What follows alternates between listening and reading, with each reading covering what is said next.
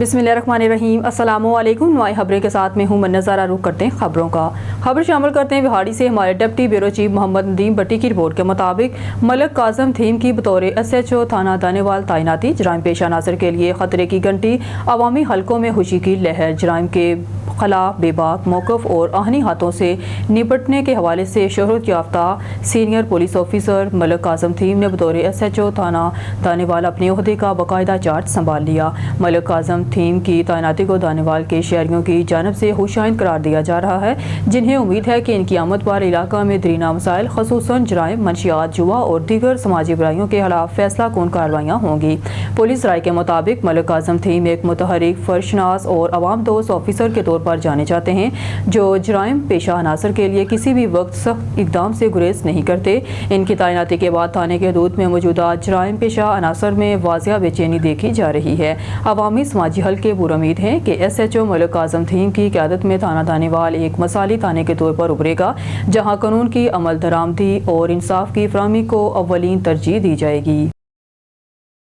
बहावलपुर से रिपोर्ट कर रहे Malik Saeed general. एक्सियन highway Bahawalpur engineer Farrukh Mumtaz Waraich का अचानक 83F ढनावाला रोड मंसूबे का दौरा। तामीराती काम के तारीफ SDO हाईवे हासरपुर मोहम्मद शफीक, सब इंजीनियर मोहम्मद शहजाद नज़ीर इनके हमरा थे।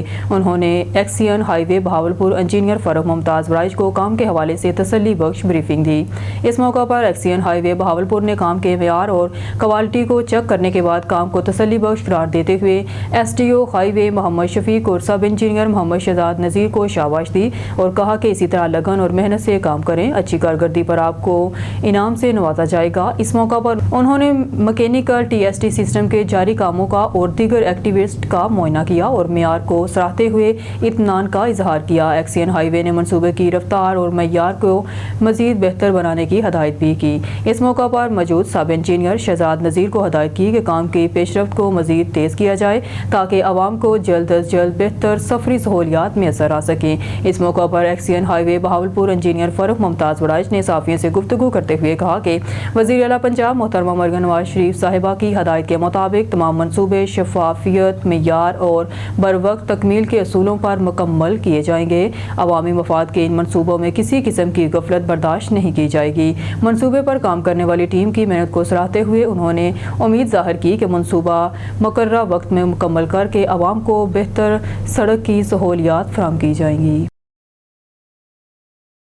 खबर शामिल करते हैं तहसील अहमदपुर शर्का के नवाही शहर ओज शरीफ में, जहां हमारे नुमाइंदे अब्दुर्रज़ाक खान की रिपोर्ट के मुताबिक शहर ओज शरीफ में भारत के खिलाफ जंग में शानदार फतह और पाक फौज जिंदाबाद के हक में रैली निकाली गई। तफसीलात के मुताबिक अहमदपुर शर्किया के नवाही शहर ओज शरीफ में भारत के खिलाफ जंग में शानदार फतह और पाक फौज जिंदाबाद रैली निकाली गई, जिसमें सियासी, समाजी और तमाम मुकातबा फ़िक्र के उलमा मौजूद थे। ये रैली पीर सैयद मोहम्मद शाह जरार साहब की क़यादत में निकाली गई, जिसमें मदारस और लोगों की बड़ी तादाद शामिल थी।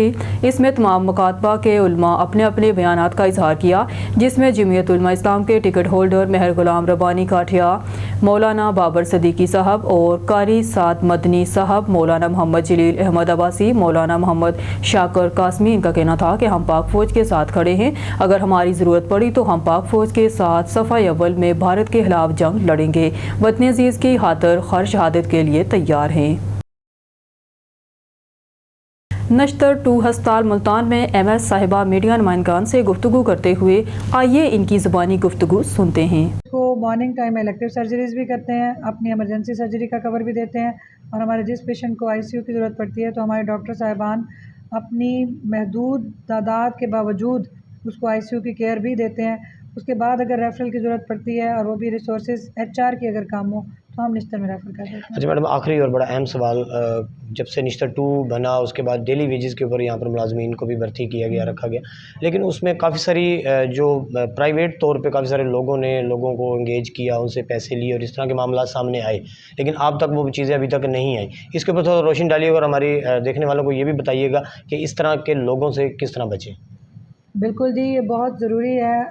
अवामुन नास को पता होना चाहिए कि हमारे पास यहाँ पे स्केल 1 से 15 तक जो अमला था उसकी तादाद बड़ी महदूद थी, लेकिन इसके बावजूद हमने उनको डेली वेजेस पे जो हायरिंग की थी वो डिपार्टमेंट की मेहरबानी के बाद उनकी परमिशन के साथ सिर्फ हमारे पास कंपनीज़ यहाँ पे हायर्ड हैं और कंपनी ने ही लोगों को हायर करना होता है। और उनकी पेमेंट और वो सारा मैकेनिज़्म डिपार्टमेंट की गाइडलाइन के बाद हमने उनके साथ तय किया हुआ होता है, और उनकी तादाद भी लोगों की और उनकी पेमेंट का मैकेनिज़्म सारा लिख के उनके साथ तय होता है। इसमें अगर कोई मेलाफाइड या कोई इंटेंशन या कोई प्राइवेटली उनको ब्लैकमेल करता है तो वो मेरे नोटिस में जहाँ तक आया उसको हम ज़रूर उनके ख़िलाफ़ हमने कार्रवाई की है। और अगर कोई खुद से इस तरह की एक्टिविटी करता है तो हमारे नोटिस में आने के बावजूद अगर ऐसा कर रहा है तो ऐसा मेरे इल्म में है नहीं, और अगर हमारे इल्म में आ जाता है तो हम एक्शन लेते हैं, और ऐसा होना नहीं चाहिए। जो भी कंपनीज़ के साथ आएगा वो हमारे साथ एंगेज रहेगा।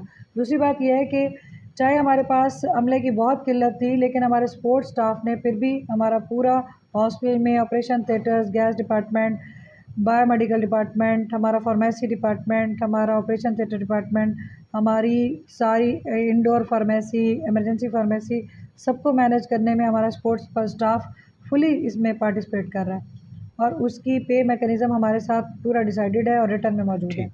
बहुत शुक्रिया मैडम। जी नाज़रीन, जैसा कि आपने सुना, यहाँ पर पहली चीज़ जो बड़ी एक खुशाइन बात है कि यहाँ का जो अमला है, जितने भी डॉक्टर्स हैं, जितने भी यहाँ पर वर्कर्स हैं, उन्होंने कम टाइम के अंदर स्टाफ की कमी के होने के बावजूद भी ओवर टाइम्स लगाकर या जिस तरह भी उन्होंने आपस में मैनेज करके इस सिस्टम को चलाया। निश्तर 2 में जल्द से जल्द वर्किंग स्टार्ट हुई और आगे भी इंशाल्लाह इसी तरह लगन से अपनी मुल्क कौम की जो हमारी आवाम है उसकी खिदमत करते रहेंगे। और मैडम का बड़ा अच्छा एक यहाँ पर किरदार है और इनका जो पूरी सिस्टम को लेके चलना है और इनकी जो ख्वाहिश है कि इसको मज़ीद बेहतर से बेहतर किया जाए। और मोहतरमा मरीम नवाज़ साहबा ने भी हॉस्पिटल्स को बहुत बेहतर करते जा रही हैं और उसमें जो नई डेवलपमेंट होती जा रही है वो आप तमाम दोस्तों को मालूम है। इंशाल्लाह नाज़रीन दोबारा मुलाकात होगी अल्लाह ने के बाद। Thank you. 0301 784 0425। खबर शामिल करते हैं बिहारी से हमारे नुमाइंदे अल्ताफ़ हुसैन भट्टी की रिपोर्ट के मुताबिक मरकज़ी office international overseas economy corridors में सरबराह national peace council Pakistan Chaudhry Ghulam Mustafa Ansari की ज़ेर सदारत अहम मीटिंग, जिसमें मरकज़ी vice chairman Raja Waheed, chairman divisional Gujrat Malik Iqbal Awan, Amir Usman Adil, साबिका MPA गुजरात ज़हीर अहमद, माजिद जहांगीर, राजा फ़ारूक अहमद, मोहम्मद मुनीब, ताहर जावेद, इरफान महमूद, सरबराह national peace council, senator president international overseas economical corridor Ghulam Mustafa Ansari से मुलाकात। ज़हीर अहमद को इंटरनेशनल इकॉनमिकल कॉरिडोर में अहम जिम्मेदारी देने का इम्कान, नेशनल पीस कौंसिल के गैर जिम्मेदार अफराद और गैर फार ओहदेदारान को फारिग करने का फैसला, तमाम अजला में पाक आर्मी के हक में रैलियाँ निकालने का फैसला, इंटरनेशनल कॉन्फ्रेंस पाकिस्तान हमेशा जिंदाबाद को हर जिला में करवाने का भी फैसला।